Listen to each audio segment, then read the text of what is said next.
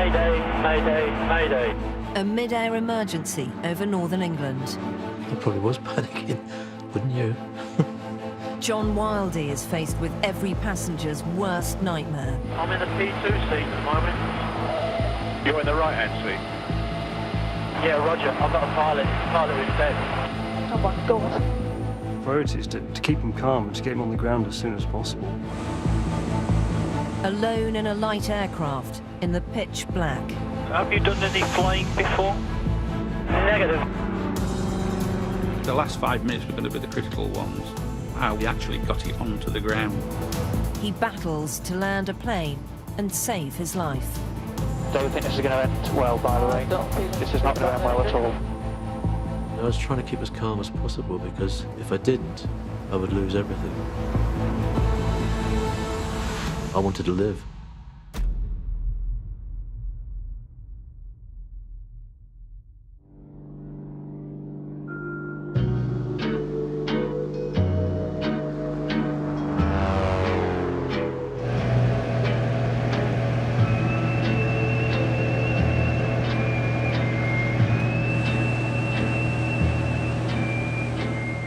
"1,500 feet up in the sky, 77-year-old John Wildey and his pilot friend are flying above the Lincolnshire countryside in a Cessna light aircraft. Well, we were having a good flight, we were enjoying it, we were picking out landmarks. It was just a day out, yeah, happiness. It's like the last of the summer wine. We were enjoying ourselves. It's early evening and the end of a glorious day out. The two plane enthusiasts have been visiting friends at Butlins in Skegness. It was just a Saturday out flight. Instead of going by car, we were going by airplane. And we just had a poodle over there and had a good time, really. Quite a good 3-4 hours chatting and listening to the music, if you like that sort of thing. Now they're on their way back to Sandtoft Airfield in North Lincolnshire, where they took off from earlier that day. And we set course for Sandtoft. The sun was setting in the southwest and it was quite low down. We'd had about another hour to run before we got to Sandtoft, and there's plenty of time to get down before daylight.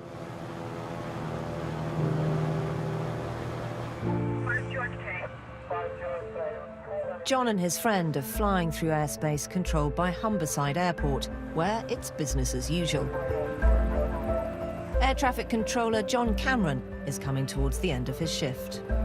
It's just a normal day. It's at work, you've got the standard scheduled traffic that comes in and out, and then the private flights that go backwards and forwards. And the day was just quietening down towards and winding down with the last ones coming back to the roosts for the day.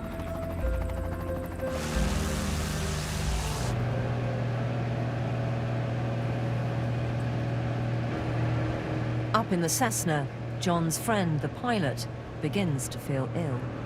He said he felt sick. So I said, oh, well, don't be sick on my trousers. He says, don't worry, I'll open the door and be sick outside. And I said, do you want to go in somewhere? And he said, no, I'm fine now. So we carried on. Minutes later, it becomes clear it's more than just a minor illness. He asked me to just hold the controls a bit while he leant back and he started breathing a bit rapidly. He suddenly said, take control, John. And he just went into hyperventilation and then he threw his head back. And I thought he had fainted or something. Because I said to him, are you all right, mate? Nudged him a few times, nothing.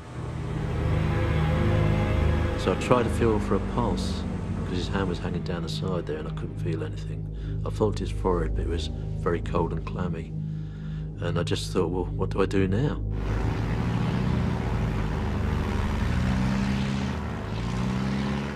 And I thought, I'm going to have to fly this thing.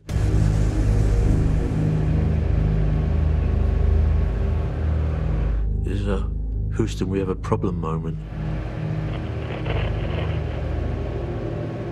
Well, it's going to have to go for it. And I pressed you got a little button on your yoke, which you press to transmit. So I pressed it. Mayday, mayday, mayday.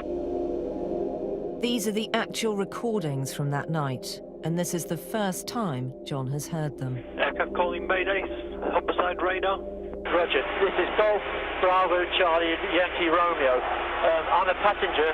My pilot seems to be unconscious. I'm just in sight of Santos, my home base, but I'm not a pilot. Over. Makes the back of my hair curl up.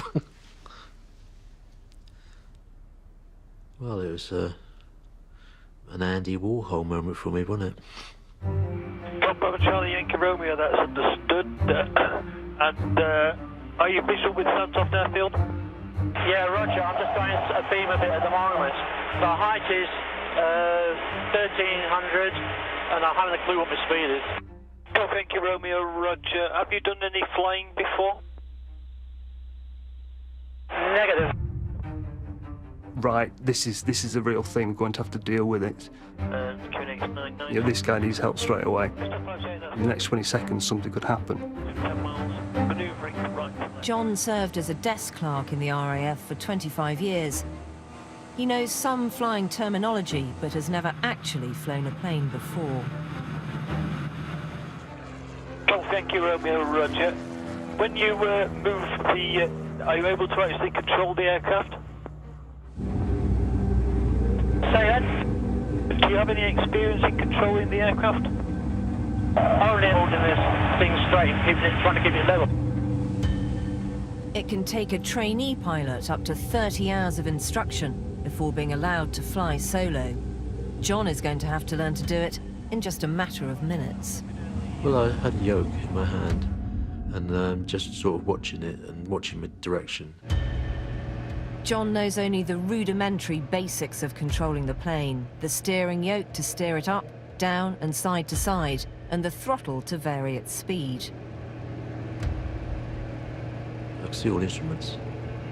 One's your speed, your height, your angle of approach, you know, the horizon. You've got one that tells you if you're going up or down. There's some like that deal with the engines, which I wasn't really sure of.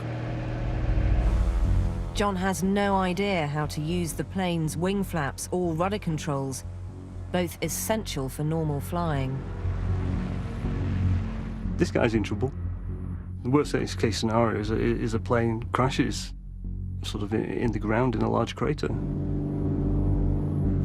His chances of landing and safely and walking away possibly less than a third, 30%. Air traffic control decide John's best chance of survival is to head to Humberside Airport. It's 20 minutes flying time away. But if he can make it there, it will give him a chance of landing at a fully manned international airport. Are you happy to transit about 80 miles to Humberside? We'll give you instructions and directions from there. Will that make it easy for you? I could see the Humber Bridge in the distance. So I said, do you want me to head for North Tower and go that way? And he said, yeah, fine. They told me they were going to get somebody in to talk me down. And I thought that's when the fun's going to start. The last 5 minutes were going to be the critical ones as to just, you know, how we actually got it onto the ground. Mark Watkin is the operations manager at Sandtoft Airport. He knows John personally and is racing towards Humberside to help out. He flew the way that I was driving. And because it was turning dusk and he got the lights on, I could actually see him. At that point, when I was driving to Humberside, I'd still got daylight, but I got the sun behind me. I was concerned that if we didn't get something sorted soon, we were going to have an issue of doing all this in the dark. What started as an innocent day out has turned into a full-blown emergency. The runways at Humberside are cleared, all inbound flights are diverted, and fire and rescue services are on alert for the incoming flight. The airport was cleared for the emergency to take effect, no matter what the outcome was going to be. John had the runways to himself. 25 minutes after the Mayday call went out, an RAF Sea King search and rescue helicopter arrives on the scene. Its onboard camera searches for a sighting of John's Cessna. We see the search and rescue helicopter just to the north of you by 4 miles distance. Roger that, helicopter. Right, he's just crossing right to left, slightly above my 400 feet now. Helicopter in sight this time on my left-hand side.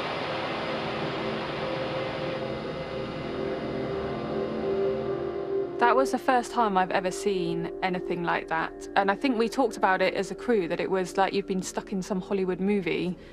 We could hear the conversation between him and Humberside. It quickly became apparent that he didn't have any experience at all. Up to then, I'd only had voices in my ears. Now I could see something, even though it was just a flashing lights and the navigation lights, but at least I could see it and roughly make out the shape of it. So I knew that at least there was somebody up there, my level, going to help me. The RAF crew set up a private radio link with air traffic control so they can coordinate the attempted landing without John being distracted by their conversation. What are we doing? Are we following him in, or are we keeping out of the way? No, we're just hopefully getting a flying instructor in who'll be able to provide some assistance to talk the pilot down onto runway 26. Flying instructor will be in the next couple of minutes to provide some instruction. As John approaches Humberside Airport, the flight instructor is yet to arrive to guide him down, and the light is fading fast. Yeah, any idea how to turn the lights on the dashboard, over? Oh, God bless you. Anyone fly a fixed wing, Rick? Yes, How I do you turn can. the lights on? It's a Cessna. I've no idea where it is on that one. That's the problem. These aircraft are not like buying a car where the light switch is definitely in the same place. They're not. These aircraft have been either stripped down and rebuilt or have been modified for somebody's use in the past. Each Cessna tends to have a different switching system, unfortunately. I'm not familiar with that one. Roger that. John can barely see any of his instrument dials, and flicking the wrong switch could be disastrous. The light switch is apparently near the ignition switch, and I could have switched all the electrics off and everything. Flicking switches that's going to cause something else to go off that you don't really want to do. The aircraft is stable. The last thing you want to do is upset the apple cart. While everyone worries about how John can land safely, his main concern is causing a mid-air collision. Are my lights on? My navigation lights on? Yeah.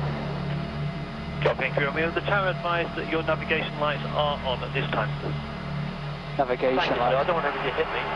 No, don't worry. The helicopter's following you around the airfield. I just didn't want them to get into trouble, you know, technical trouble, as it were. I knew they were doing their job, but I just worried that, you know, something would go wrong. And of course, it was my fault, in a way, that it was happening. The navigation lights on the wing mean that he can be seen by the RAF helicopter. Sorry for the trouble, sir. Oh, bless him.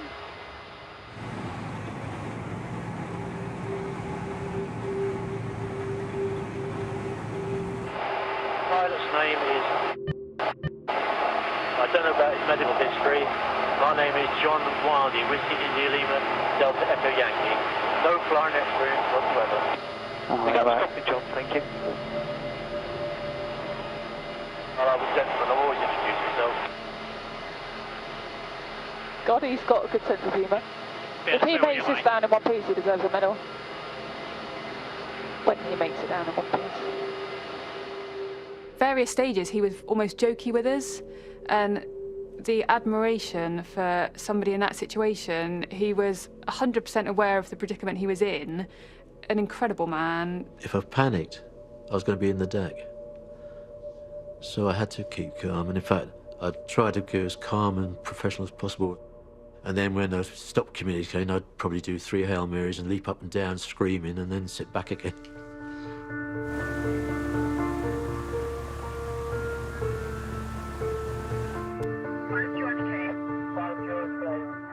Finally, flight instructor Roy Murray arrives at Humberside's air traffic control. 750 feet. How are you?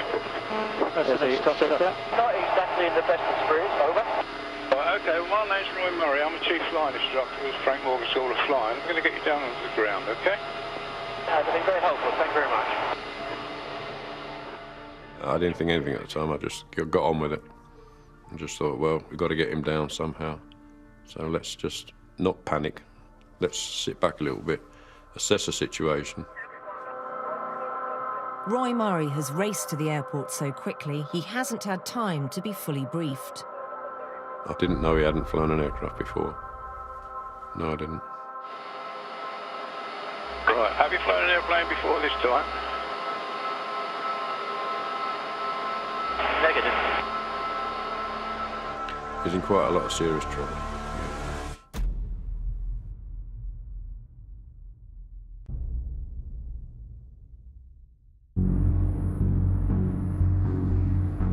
With the night sky closing in, John Wildey is approaching Humberside Airport. The airspace has been cleared and emergency services are on alert on the runway. While the RAF follow John in the air, in air traffic control, Roy Murray, a professional flight instructor, is trying to talk him through the basics of flying an aeroplane. Right, okay, well, in front of you, you've got what they call a steering wheel, or a yoke.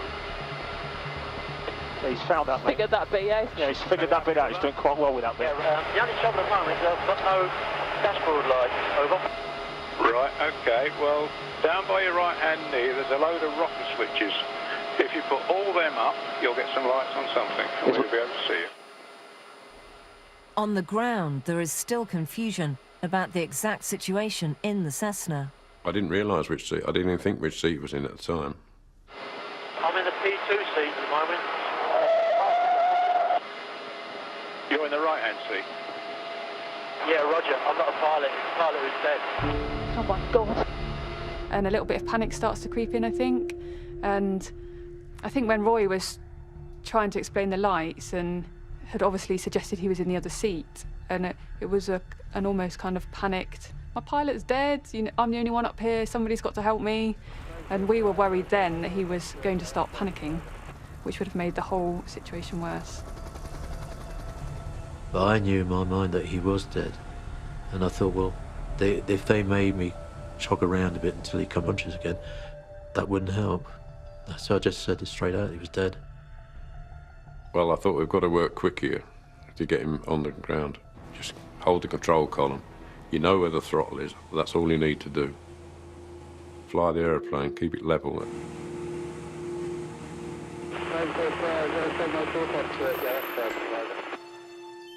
The plan is to get John to land on Humberside's shorter, unlit runway.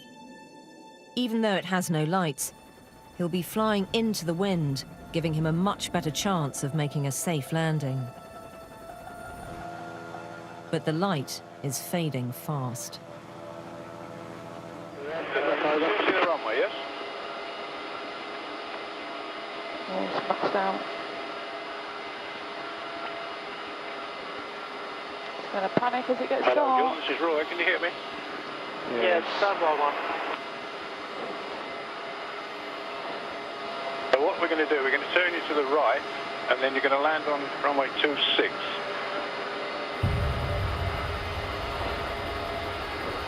Roger. Dusk, getting towards nightfall. I think they had one shot to get him onto the unlit interwind runway, and that was probably the best chance to get him on before it got dark. So far, John has managed to keep the plane level. Now he's faced with an entirely more difficult and dangerous task. I was guiding the plane, if you like to say, at the moment, but landing was a different proposition. You're going on the black paint runway that's not lit. Landing a plane is the most challenging part of being a pilot. It's the culmination of all their training, involving multiple technical skills and judgment, all focused on that one moment of touchdown. John is going to have to attempt it as a complete novice.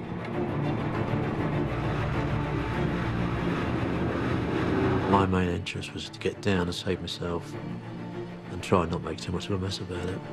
Up in the sky, the RAF crew hold back to allow John a clear path into the runway. We'll just keep out the way for this bit. But they have a sense of dark foreboding.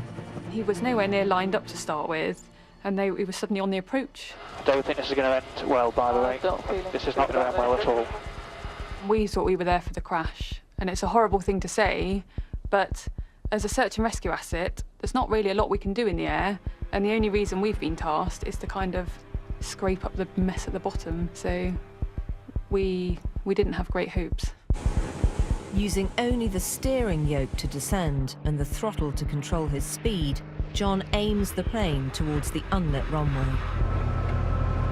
I couldn't see what height was, and I just couldn't position myself. He can see almost nothing in the gloom. I was looking for the runway, but I couldn't see a thing. It was virtually a black tarmac runway on a black background. I don't know how high it was. John is being guided down. Slowly. Just come down gently. But inside the cockpit, he fears he's got no chance of landing on the darkened strip. I couldn't see it. Simple as that. I thought, well, I'm never going to make a landing on this one.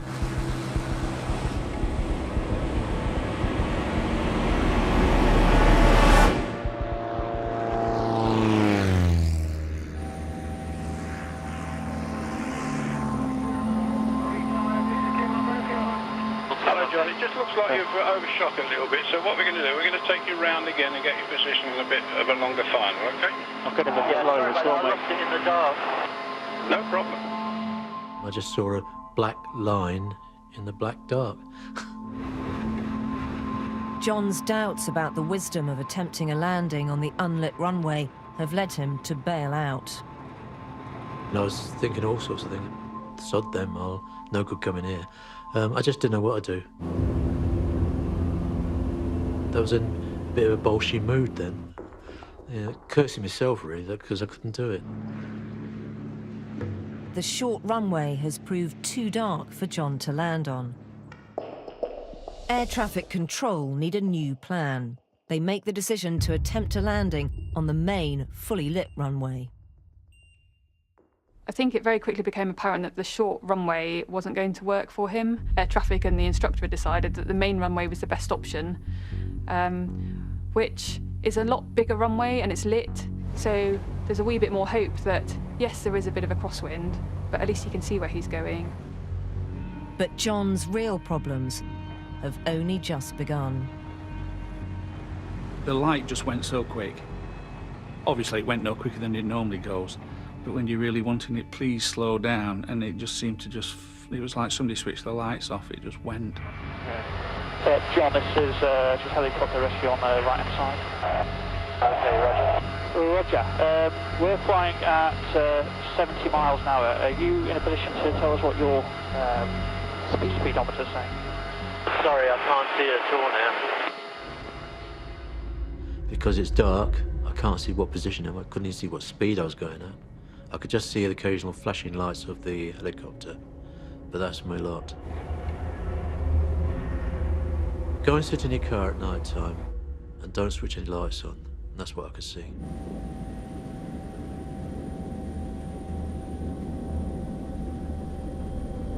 From an airmanship point of view, flying in the dark without being able to see any of your instruments would be horrendous for us, and we're trained in all sorts of emergencies, and we just wouldn't do that. You're looking at a huge difference between flying in the day and flying at night. You can look one way, look the next way, and then look straight ahead again, and you're flying in a different direction. The wings have tipped over, and you think you're flying straight, but in fact you're turning or you're banking into the ground. It's hard enough during the day when you're learning to fly as well. In John's situation, he couldn't even see the speeds to fly, so he's almost, to some extent, flying blind. And I was trying to keep as calm as possible because if I didn't, I would lose everything. And, you know, I wanted to live. I wanted to get back down. I wanted to go out that night to see my great-granddaughters. So I had to get down.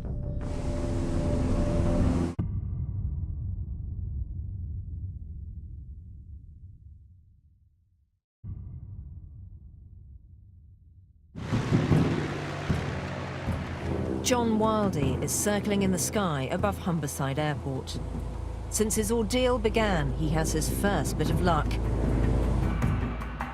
The crosswind has dropped, making it safer to attempt a landing on the main runway. The plan is for the RAF helicopter to guide him round.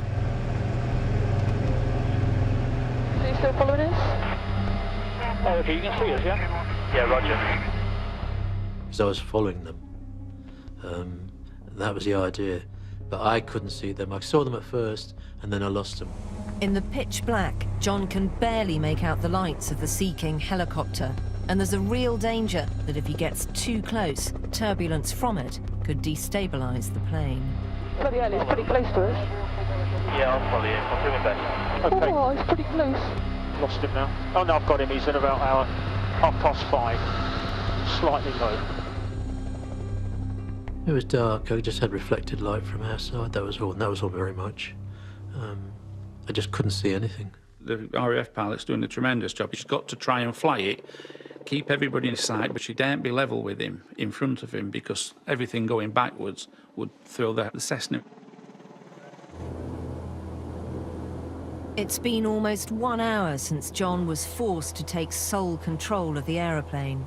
Although all the odds are against him surviving, his concern is still with his dead friend. Just to let you know, if anything goes wrong, the pilot said he felt sick. It stopped. Got clipped there. Probably just let go of the button. Yeah. And he then, breathing heavy, asked me to take control, which I did. Yeah, it's a bit lump in the throatish, but I was worried that if I was wrong and he wasn't dead, that they might ignore him completely, and that he was the important person. And I was just, so the medics, when they got to him, they knew roughly what to look for, what life signs and what might be wrong. Then he seemed all right, but then he started breathing deeply and sweating. I think it was a mark of the man that he was still concerned about his friend, and he was able, with everything else going on, to give us a reasonable set of signs and symptoms that his friend had suffered. The RAF are now worried that John is becoming distracted by his concerns for his friend and that he needs support. He was obviously quite concerned about him, and I think he started getting a bit emotional. Yeah, we better if I speak to him, if he is a girl, or does he know one? Is that a calming voice? Yeah, it could do, yeah. That's okay. That's a good idea, thanks. Hi John, it's Becca. I'm the captain. I'm flying the helicopter you're following. Our paramedics have understood all that, but don't worry about your passenger. If you just follow us onto the runway, and then once you're on the ground, we'll get your passenger or your pilot sorted out. But if you just follow us for now, and then we'll worry about him when you're on the ground. Yeah, roger. Thank you, Luke. I don't know if it's true, whether having a girl's voice, a female voice, might kind of be calming to him. And that was our kind of theory and our reasoning. Well, it was a comfort, because I knew they were there. I know they couldn't have done anything to my position per se, but at least I knew that if something went wrong, they'd be on top of me like a dose of salts, and there'd be some sort of help there.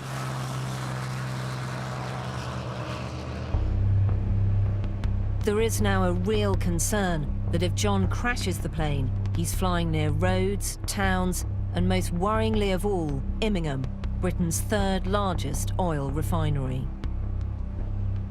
I was over at Immingham, and I thought, God, if I land on that lot, there's going to be mayhem. So you could have been talking of a catastrophic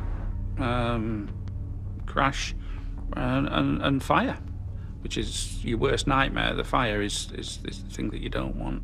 But yeah, that was a distinct possibility.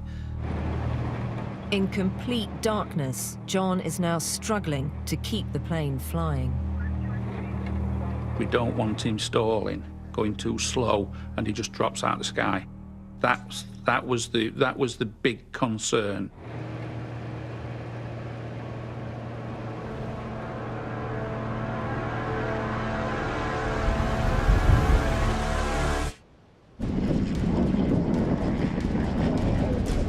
I think I didn't have enough power to climb, and I was trying to climb at the same time, and the port wing, the left wing, dropped right down, and then I was suddenly facing the ground. It was coming up round and round. And the lights of, I don't know, it must have been the airport going round me, and then I straightened it out and then climbed again. That was about the worst time for me the whole trip, because I didn't seem to be in control at all.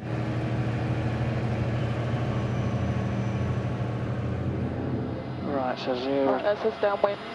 Just watch your height a minute, John. You're getting down to about 800 feet, but like up to about 1,000 if possible. So turn right slightly and join downwind of the well-lit runway. Yeah, sorry about that. Something went wrong. It just suddenly dived to the left. No, don't worry about it. You say that, it's right for you, mate. I definitely think I'd lost control of the plane at that stage.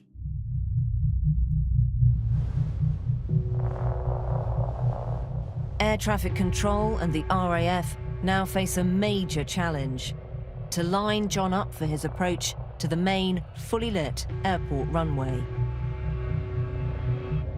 Keep turning right until you've got the centre line dead on your nose. Tell me what colour the lights are on the side of the runway, whether the white or the red. There is one simple but effective landing system that could save his life.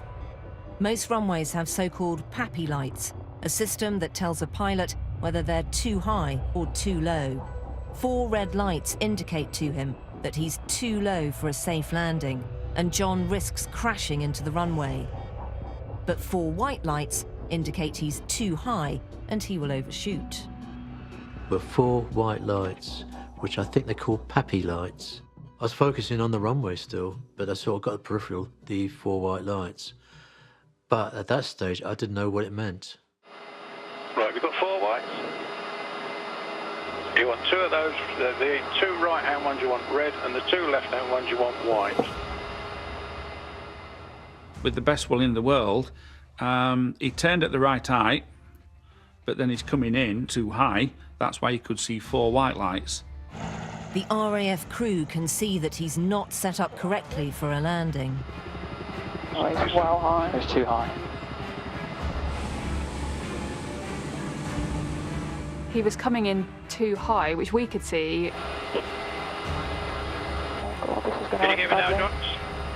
I was very frightened for him. I personally didn't think there was any way he was going to be able to get it on the ground. But in the cockpit, John believes he's okay. I was just concentrating. I didn't really feel anything. I was just trying to make the most of it. Air traffic control tried to correct his angle of descent. You're just slightly off the centre line. Roy's going to speak to you now. Hi, John, can you hear me now? Can you take your power off, John, and come down nice and slowly?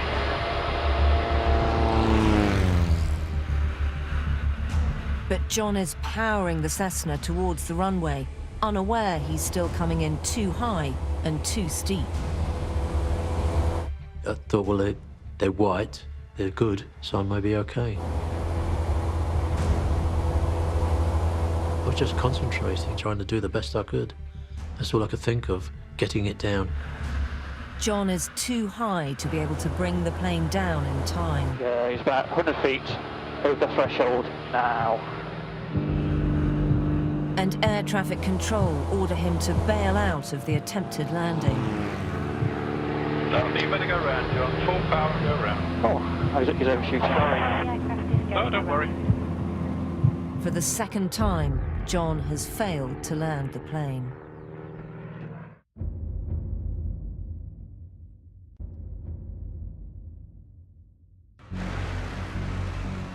"77-year-old John Wildey has been in sole control of the plane for over an hour. It's pitch black, and he's failed to land it on both of his 2 attempts.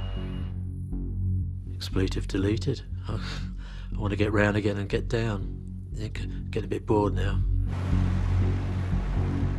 There's people who land planes in the dark all day long and nobody thinks anything of it. And here's me cocking it up every time. John has shown remarkable skill to keep airborne, but time is now turning against him. There was a heightened state of awareness and readiness now creeping around everybody because, well, how much longer can this, you know, there's only a finite amount of time. If nothing else, we'll run out of fuel. Air traffic control believe the plane has sufficient fuel, but John has no idea how much he has left.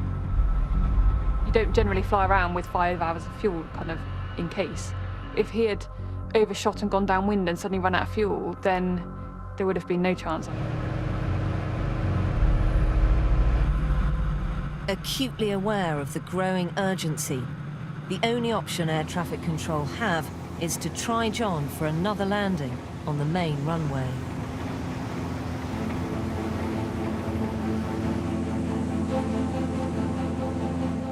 Every time he was lining up for an approach, it just dawned on us all how difficult this was going to be. There's so many things that could go wrong, and any one of them could have been disastrous. So it was just, oh, it was horrendous. Every approach he made, I think we were all terrified each time. John's last attempt failed because he came in too high. This time, everyone is focused on keeping him low enough to land safely. So just look out to your right-hand window. Can you see the runway? Yeah, I have it on my nose. Right, okay, this time I just like to slow it down a little bit as you come down the approach. Roy was trying to encourage him to slow down and descend a wee bit. I'm holding the yoke here with one hand, and the other hand is on the throttle control. This time, it looks like he's set up correctly for landing. It's coming down, and with about a mile to go, it didn't look bad, you know, because you're giving it sort of like that. Yeah, that looks something.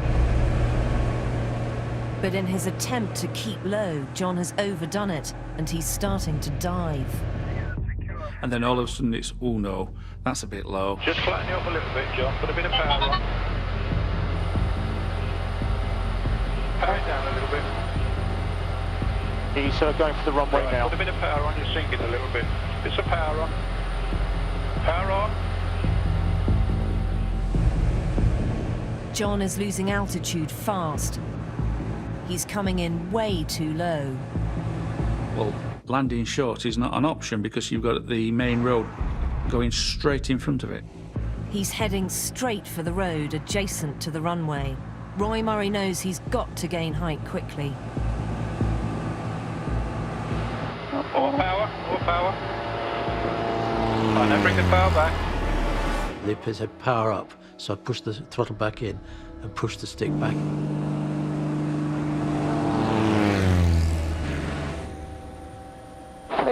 Please on. Round we go again. All right, go round again, doesn't matter. Check height. John has pulled out of the landing just in time. Good practice.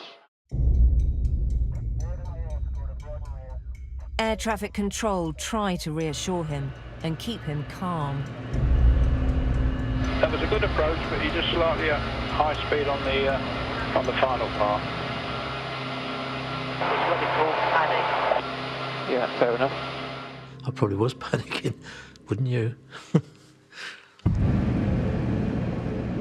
After 3 failed landings and over an hour in the air, everybody is now desperate for John to get down safely. The runway light's too bright for you. No, it was just right. Just right. Okay. Come on, mate. Come on, guys. Come on, John. Dry mouth it's not. Come on, John. Second. It's just my dry mouth it's not.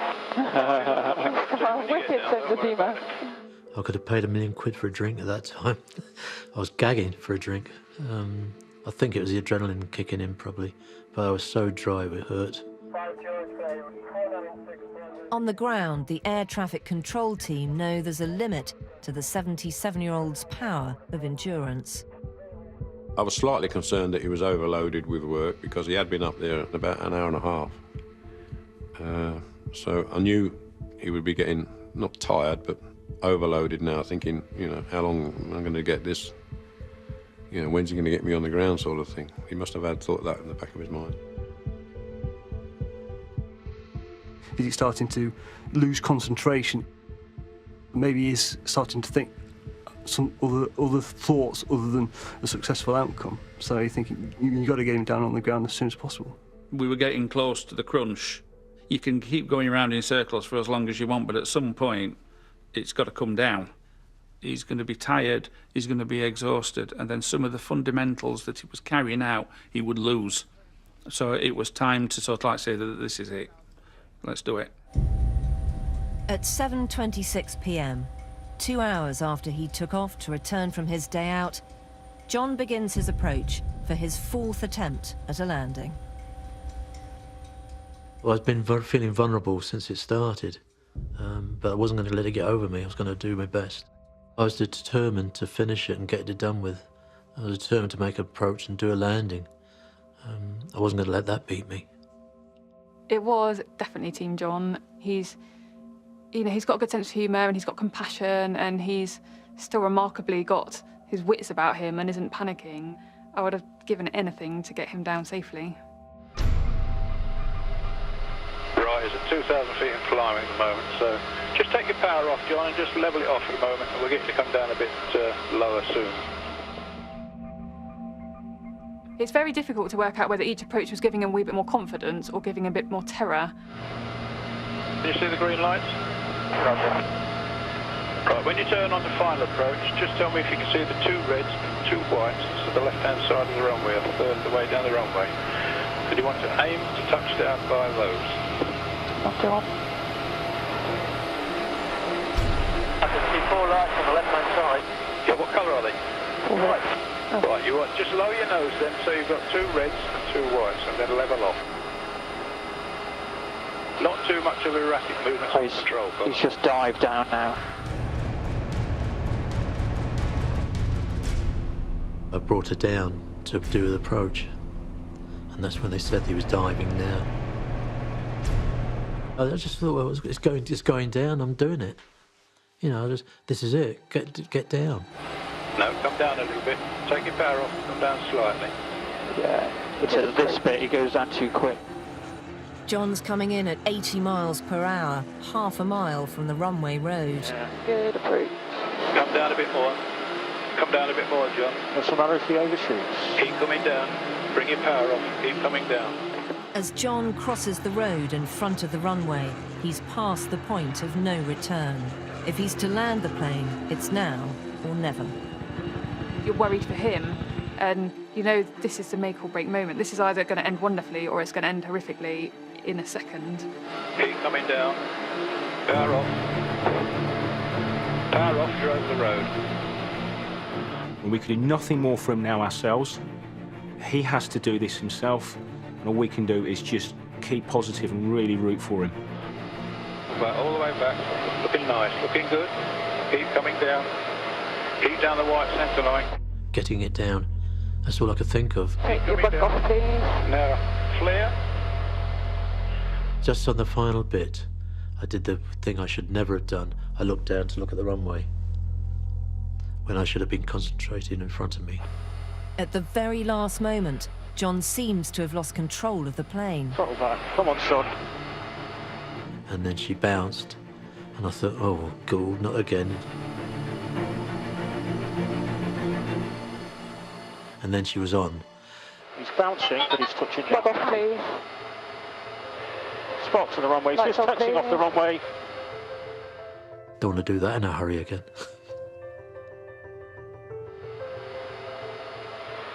Okay, he's on the brass. Keep braking. So we're looking for 1 casualty. Then she suddenly swerved away and stopped. There you go, you made it. Well done. John, that's your first night landing. Finally, after an hour and 15 minutes at the controls, John has done the seemingly impossible and landed the plane. blue lights came on. And they shot across the airfield. I knew he was on the ground then. And that was it, job done. It was brilliant. It was wonderful to get him down safely. And who cares if it's in a field? It's fine. He's fine. I think it's fantastic what he achieved. His strength of character got him through it. He could have quite easily said, "Yeah, sod it.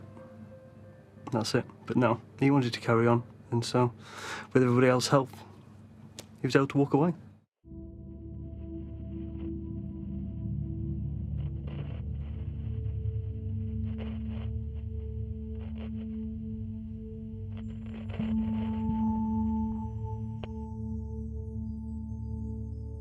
I was just in a lucky state at the time, probably, and my optimism kept me going. And I'm a pretty lucky bloke anyway, because I went and bought a lottery ticket that week and got £6.70, so that must be something must be wrong.